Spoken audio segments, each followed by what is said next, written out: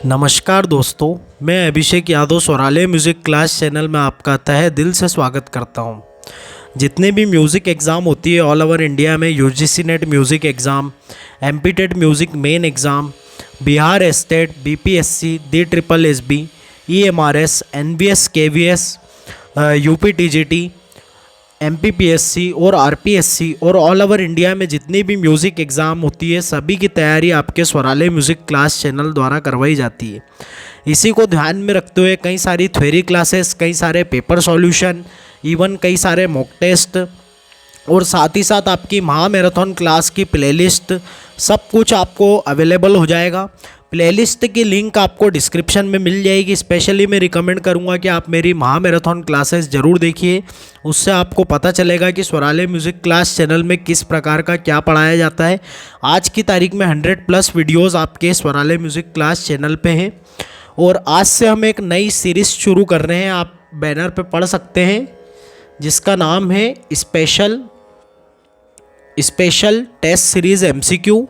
Important 50 MCQ हम करेंगे, जिसमें आपके सारे Bihar state 2024, D triple SB 2024 और यूजीसी नेट म्यूज़िक 2024 सभी के लिए आपका ये, तो कुल मिला के आपके सारे ही जितनी भी एग्ज़ाम्स है सभी के लिए इम्पॉर्टेंट मॉक टेस्ट सीरीज़ शुरू करी है मैंने, जिसमें आपके 50 एमसीक्यू में आपके हर एक दिन छोड़ के आपकी क्लास होगी। जैसे आज क्लास है आपकी, तो नेक्स्ट क्लास आपकी परसों होगी और ये बिल्कुल आपके रेगुलर क्लास लगेगी। मतलब ऐसा नहीं है कि आपके काफ़ी गैप हो जाए, ऐसा कुछ नहीं होगा। जैसे अभी हाल फिलहाल में थोड़ी सी गैप हो गई थी, थोड़ा शेड्यूल मेरा बिज़ी चल रहा था, उस कारण अब मैं आपके लिए पूरा डेडिकेशन से पढ़ाने वाला हूँ, तो आप भी जुड़िए साथ में। तो चलिए हम शुरू करते हैं हमारी एमसीक्यू सीरीज़, जो स्पेशल टेस्ट सीरीज़ है। उसके पहले मैं आपको बता दूं, ये बैचेस आपकी चलाई जा रही हैं, जिसमें आपके खासकर UGC net 2024, D triple SB 2024 और आपके बिहार स्टेट 2024 के लिए अगर आप जुड़ना चाहते हैं तो इस बैच से जुड़ सकते हैं। इसकी प्राइस मात्र 599 रुपीज़ रखी गई है। रजिस्ट्रेशन करने के लिए आपको मेरे इस नंबर पे कांटेक्ट करना होगा। ये कांटेक्ट नंबर आपको डिस्क्रिप्शन में भी मिल जाएगा।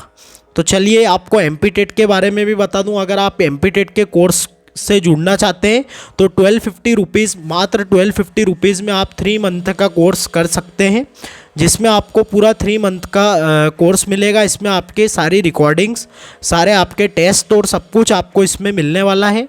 टॉप 150 क्वेश्चंस, और भी अगर आप डिटेल चाहते हैं तो मेरे नंबर पे कांटेक्ट कर लीजिएगा। तो चलिए अब हम शुरू करते हैं हमारी मॉक टेस्ट सीरीज़ का पहला टेस्ट, जिसमें मैं आपको 50 एमसीक्यू कराने वाला हूं। और सारे एक चीज़ मैं आपको क्लियर कर दूं कि आपकी जो एमसीक्यू होंगे ये इसमें आपके बेसिक लेवल से एडवांस लेवल तक के होंगे। तो आप यूँ ना सोचें अगर कोई बेसिक क्वेश्चन आ जाए तो उसमें आपकी प्रैक्टिस ही होगी और आपको पता चलेगा कि आपका लेवल क्या है। और अगर आप टेलीग्राम चैनल से नहीं जुड़े तो उससे भी जुड़ जाइए, वहाँ डेली मैं आपके 5 एमसीक्यू कराता हूँ, जिससे आपकी किसी भी म्यूज़िक एग्ज़ाम की प्रिपरेशन काफ़ी अच्छे से हो सकती है। तो चलिए अब शुरू करते हैं। सबसे पहला प्रश्न है आपका, इनमें से कौन सा कल्याण थाट का राग नहीं है? भोपाली, केदार, हमीर या फिर शंकरा? इसको शंकरा कर लीजिएगा, ये शंकर हो गया है, प्रिंटिंग मिस्टेक बाय, तो शंकरा कर लीजिएगा इसको। तो इसका करेक्ट आंसर क्या होगा? शंकरा हो जाएगा। और एक आपसे थोड़ा सा रिक्वेस्ट है कि हर क्वेश्चन जो मैं आंसर बता रहा हूँ उसके पहले आप एक बार थोड़ा सा खुद से आंसर करिए, पॉज कर करके वीडियो को, जिससे आपको पता चले कि आपके कितने एमसीक्यू, और कमेंट में भी ज़रूर बताइए कि कितने एमसीक्यू आपके सही जा रहे हैं। इससे मुझे पता चलेगा कि आपका लेवल क्या है, तो मैं उस हिसाब के आपके एमसीक्यू और एडवांस लेवल के आपके लिए लेकर आऊँगा। तो चलिए पहला क्वेश्चन हो गया। नेक्स्ट क्वेश्चन पे चलते हैं। तबला के पंजाब घराने के प्रवर्तक कौन है? भवानी दास, पुरंदर दास, स्वामी हरिदास, मीरू खां या फिर कालू खां? तो आपके पंजाब घराने के प्रवर्तक की बात हो रही है यहाँ पे, तो करेक्ट आंसर आपका हो जाएगा भवानी दास। पुरंदर दास जी की बात करें तो ये आपके दक्षिण के पितामह हैं, दक्षिणी संगीत के पितामह इनको कहा जाता है, दक्षिणी संगीत का पितामह। तो ये आप नोट कर लीजिएगा।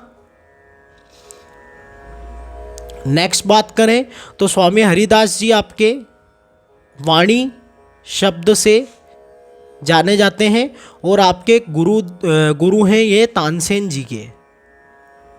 जी के गुरु हैं ये। और मीरू खां और कालू खां की बात करें तो ये आपके अजराना घराने के प्रवर्तक हैं। तबले का जो अजराना घराना है इसके प्रवर्तक हैं आपके मीरू खां और कालू खां। टोटल 6 घराने हैं आपके तबले के। चलिए नेक्स्ट चलते हैं। झंप ताल में कितनी मात्रा होती है, 5, 6, 7 या फिर 8? तो झंप ताल की बात हो रही है तो ये दक्षिणी ताल है, इसमें टोटल 7 मात्रा होती है। टोटल आपकी ताल कितनी होती है, 7 तालें होती है। नेक्स्ट चलते हैं। ध्रुवा, अटमट, झंप, त्रिपुट और रूपक और एकताल आपका।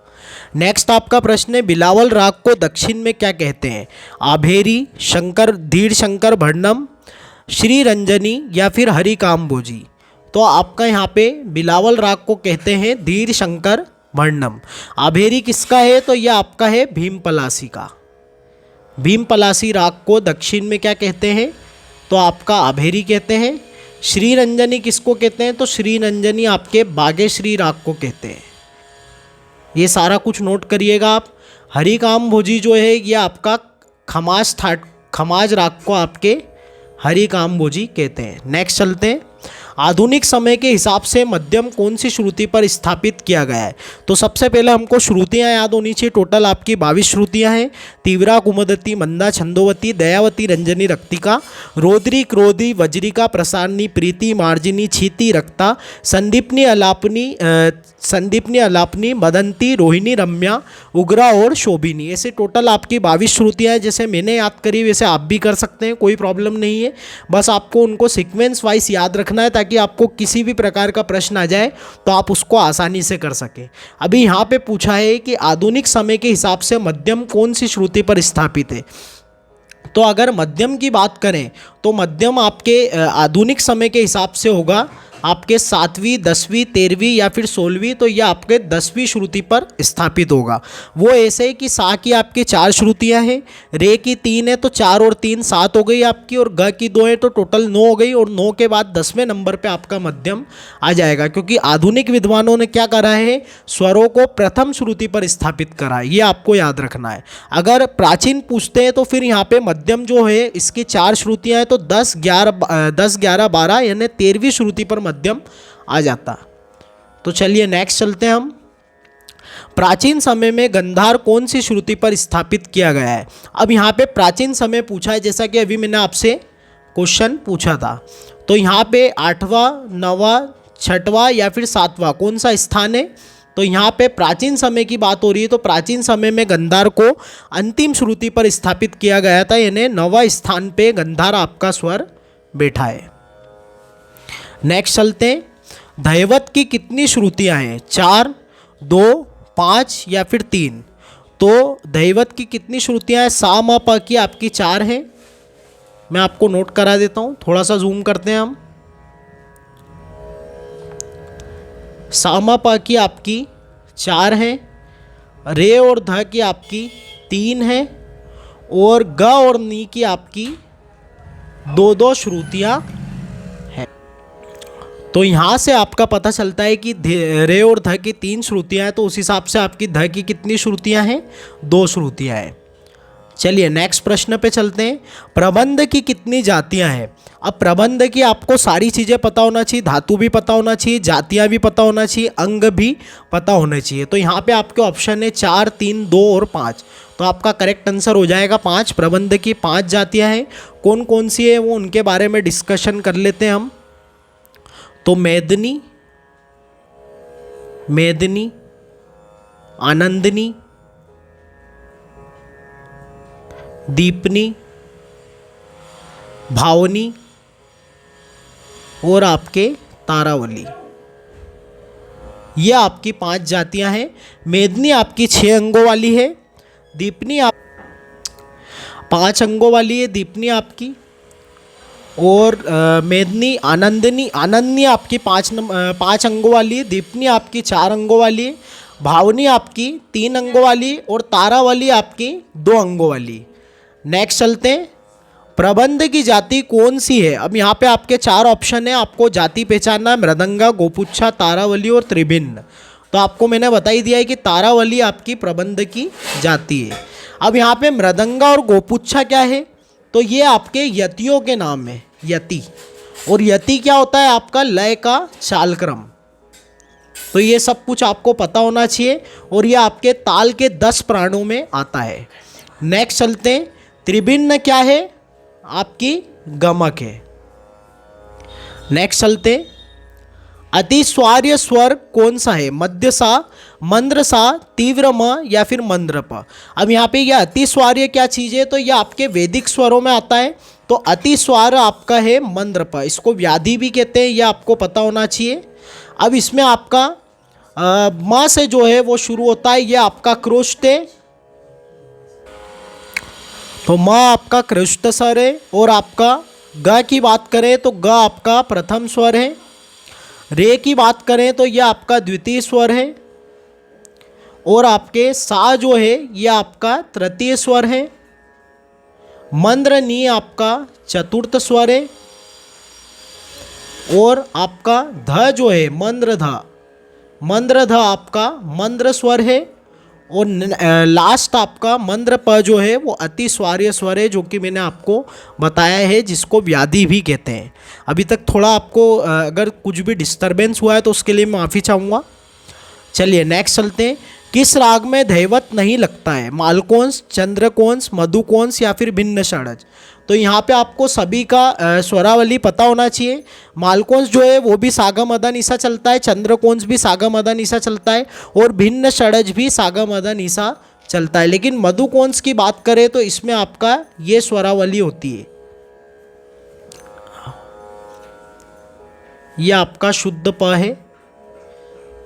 ध इसमें नहीं लगता है, कोमल नी और सा। तो यह आपका इस प्रकार से रहता है, सा ग म प ग म ग सा ग म प नि प म प ग म ग सा, इस प्रकार से चलता है। थोड़ा सा कोशिश कर रहा हूँ गाने की।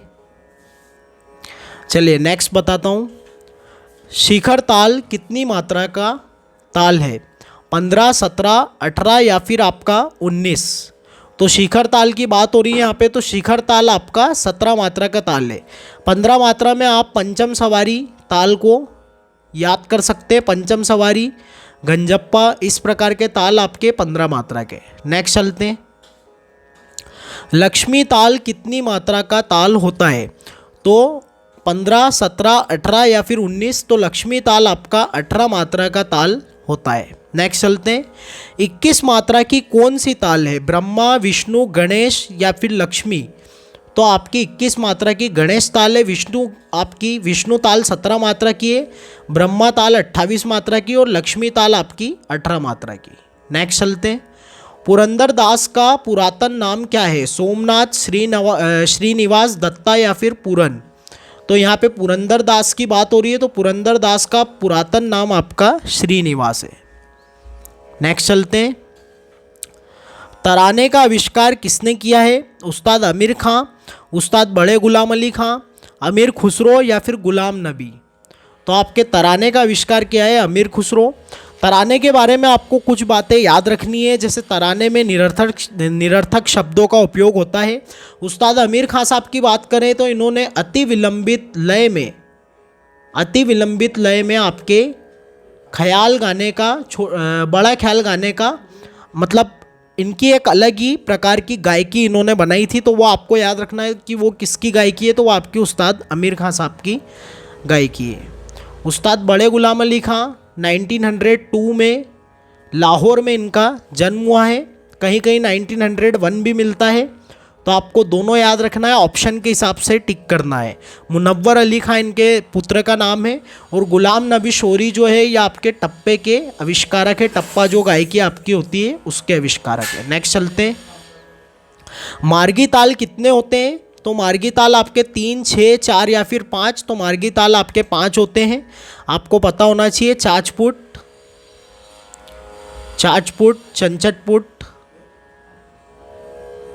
षट पिता पुत्रक, षट पिता पुत्रक, समय व्यस्तांक और आपके उद्घट। नेक्स्ट चलते हैं। और ये किसने बताया? ये सारंग देव जी ने बताए। टोटल 125 ताल बताएं, 120 आपके देसी ताल हैं और 5 आपके मार्गी ताल हैं। नेक्स्ट है आपका प्रश्न, राग रामकली में कौन से 2 स्वर प्रयोग किए जाते हैं जो भैरव राग में प्रयोग नहीं करते?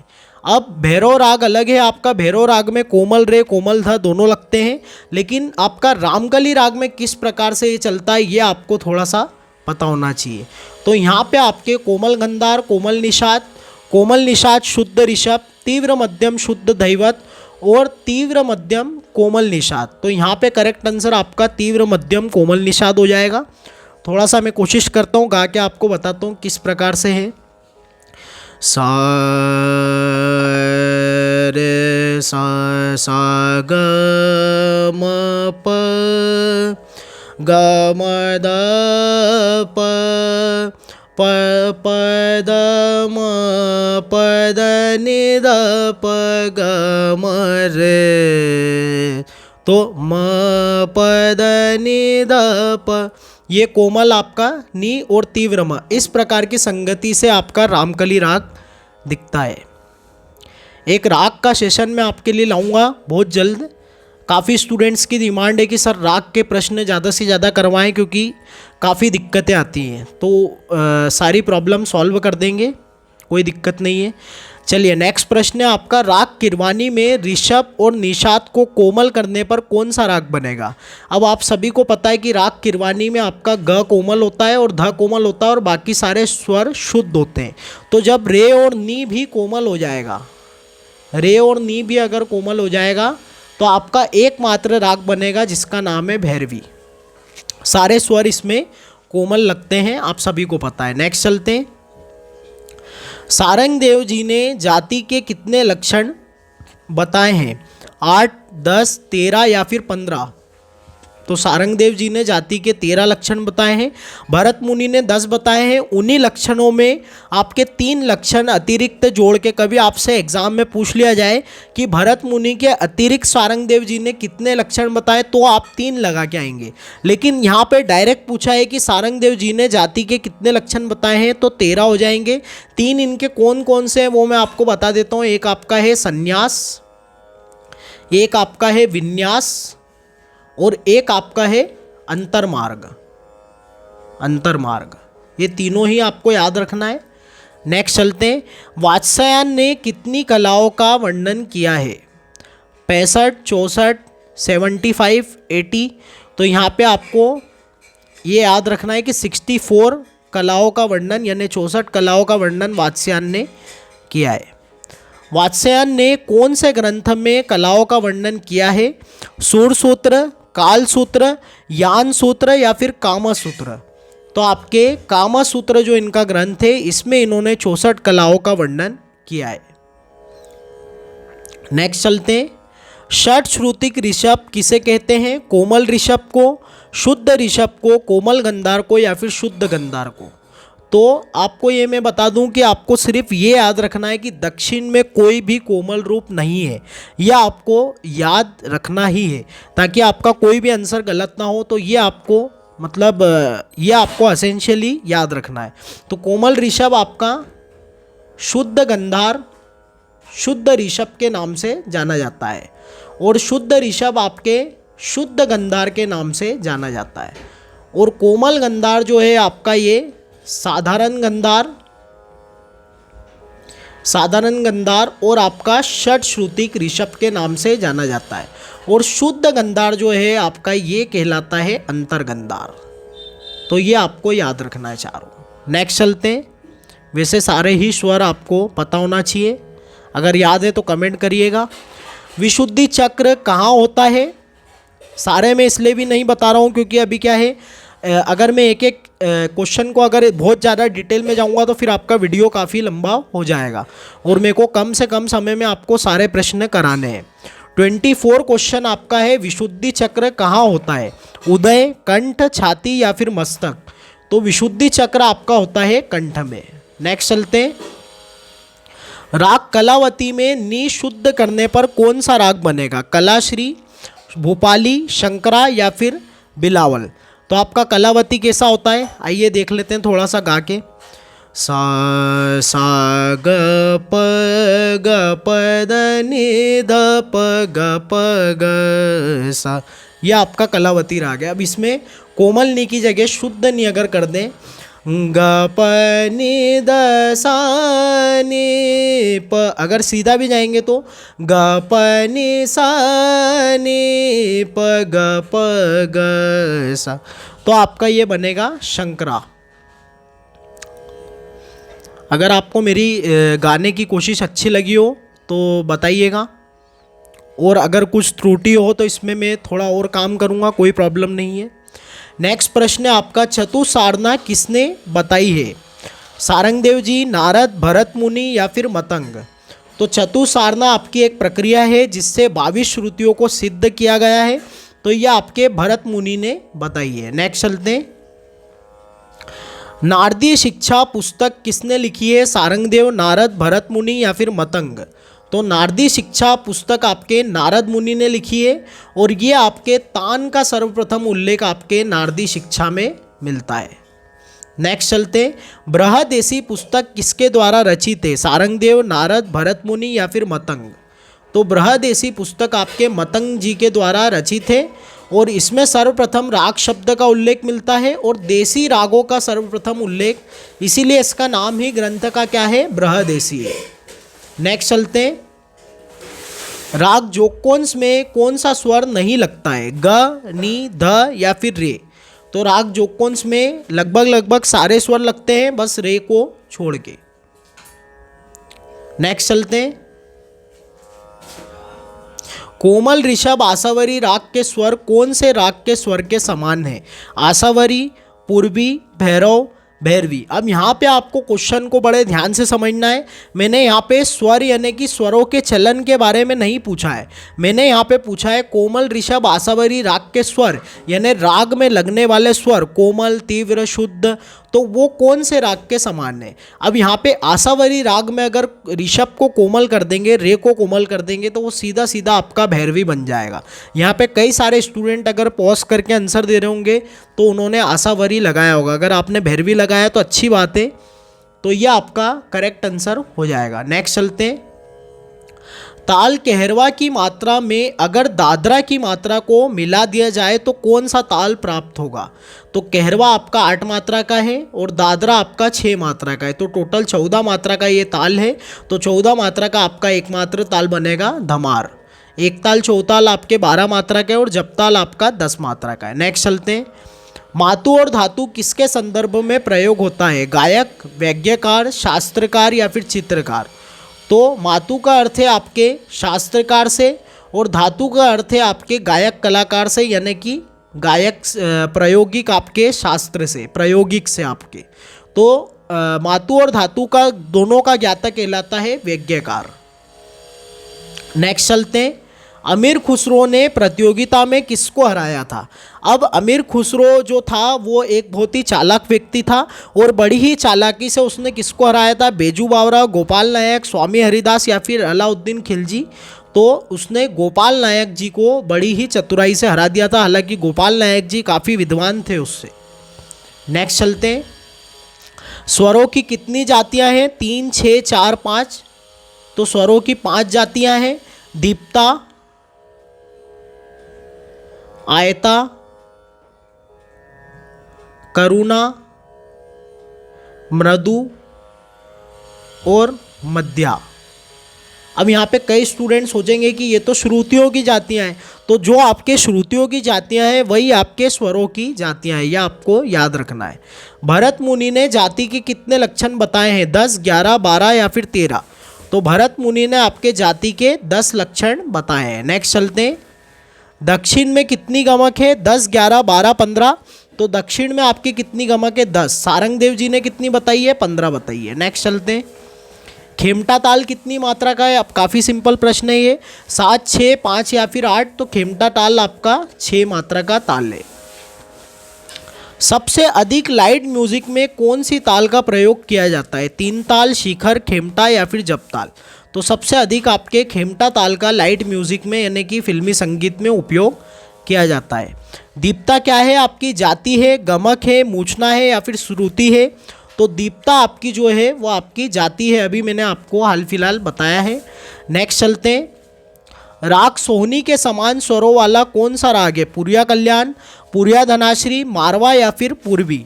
तो राग सोहनी के समान आपका स्वर वाला मारवा राग है, पूरा सेम राग है, जैसे पूरिया है, पूरिया भी आपका सेम स्वरों वाला है, बस इनके गाने का चलन काफ़ी अलग अलग है। अब मात्र आपके 10 क्वेश्चन बचे हैं, चलिए चलते हैं। नाना साहब पानसे कहाँ से है? नाना साहब पानसे आपके पखावज के कलाकार हैं, और ये कहाँ से हैं ये देख लेते हैं। दिल्ली, महाराष्ट्र, उत्तर प्रदेश, तेलंगाना। तो ये आपके महाराष्ट्र के कलाकार हैं, महाराष्ट्र से, मतलब महाराष्ट्र में इनका जन्म हुआ है। नेक्स्ट चलते हैं, वैदिक स्वरों में तृतीय स्वर कौन सा है? तो मैंने आपको शुरू में ही बताया कि तृतीय स्वर आपका सा है। पुराने स्वरों के हिसाब से आपको याद रखना है कि प्रथम स्वर आपका ग है, द्वितीय स्वर रे है और तृतीय आपका सा है। ऐसे सीक्वेंस वाइज नहीं देखेंगे कि सारे ग। राग विभास में कौन सा स्वर कोमल लगता है? रे नी, रे ध, ग ध या फिर ग नी? तो आपके राग विभास में रे और ध कोमल लगता है, पूरा आपका भोपाली जैसा है, बस इसमें रे और ध को कोमल कर देंगे तो ये आपका विभास बन जाएगा। राग भोपाली में शुद्ध ध की जगह कोमल ध का प्रयोग करें तो कौन सा राग बनेगा? मारवा, विभास, धन्य दैवत, भोपाल तोड़ी?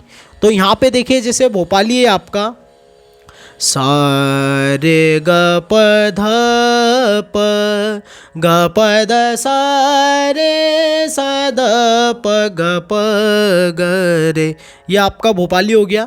अब इसी में सा रे ग प ध प ग प ग रे सा द सा रे ग सा, तो ये आपका बन गया यहाँ पे धन्य दैवत। तो इस प्रकार से आपको याद रखना है सारे राग। मैं थोड़ा सा गा के आपको, क्योंकि ये प्रैक्टिकल चीज़ें हैं, सारी प्रैक्टिकली ही समझ में आती है। ठुमरी में कौन सी ताल का प्रयोग अधिक होता है? कहरवा, दादरा, दीपचंदी या फिर टप्पा? तो आपके दीपचंदी ताल जो है इसका प्रयोग ठुमरी में आपके अधिकतर ज़्यादा होता है। वैदिक स्वरों में क्रुष्ट स्वर कौन सा है? रे, ग, म या फिर सा? तो आपका क्रुष्ट स्वर जो है वो आपका म है। नेक्स्ट चलते हैं, वैदिक स्वरों में चतुर्थ स्वर कौन सा है? तो वही प्रश्न है आपका चतुर्थ स्वर के बारे में। तो आपका कौन सा है? मंद्र नी आपका चतुर्थ स्वर है। नेक्स्ट चलते हैं, 3 प्रश्न और आपके बचे हैं। ताल की संकीर्ण जाति कितनी मात्रा की है? 7, 6, 5 या फिर 9? तो ताल की संकीर्ण जाति आपकी 9 मात्रा की है। सारी जातियों के आपको पता होना चाहिए, तीस्र, चतुस्र, खंड, मिश्र और संकीर्ण। राग भोपाली कौन से थाट का है? कल्याण, बिलावल, मारवा? तो राग भोपाली आपके कल्याण थाट का राग है। अब आपका लास्ट प्रश्न है ये आपका मॉक टेस्ट का, मतलब ये जो स्पेशल टेस्ट सीरीज है इसका। गायन के गोखले घराने के प्रवर्तक कौन है? पंडित राम साहब, भैरम खां, महादेव बुआ या फिर तानरस खां? तो यहाँ पे आपके गायन के गोखले घराने के हैं महादेव बुआ आपके प्रवर्तक हैं। भैरम खां जो है आपके, ये आपके सहारनपुर घराने के प्रवर्तक हैं, सहारनपुर घराना गायन का है। तानरस खां दिल्ली घराने के प्रवर्तक हैं जो कि आपके गाने का है। और पंडित राम साहब आपके तबले के बनारस घराने के प्रवर्तक हैं। तो इस प्रकार से हमारे 50 MCQ कंप्लीट हुए। आपने देखा होगा कि जैसे पिछले वीडियोस में मैंने आपको 25 MCQ आधे घंटे में कराए थे, लेकिन आज की तारीख में मैंने आपको आधे घंटे में मात्र 50 MCQ करा दिए। तो इसी प्रकार से आपकी हर एक दिन छोड़ के क्लासेस चलेगी, जिसमें आपके हर एक दिन छोड़ के 50 MCQ मैं आपको करवाऊँगा। और अगर आपको सारी क्लासेस, वीडियो सब कुछ अच्छा लगता हो, सब कुछ देखिए, आप सारे टेस्ट देखिए। टेस्ट बनाने में काफ़ी मेहनत लगती है, PDF बनाने में। तो अगर आपको ऐसा लगता हो कि स्वरालय म्यूज़िक क्लास आपके लिए दिल से मेहनत कर रहा है और आपके दिल से आवाज़ आए, तो मेरे चैनल को लाइक, शेयर और सब्सक्राइब जरूर कीजिएगा। Thank you so much. जय श्री राम।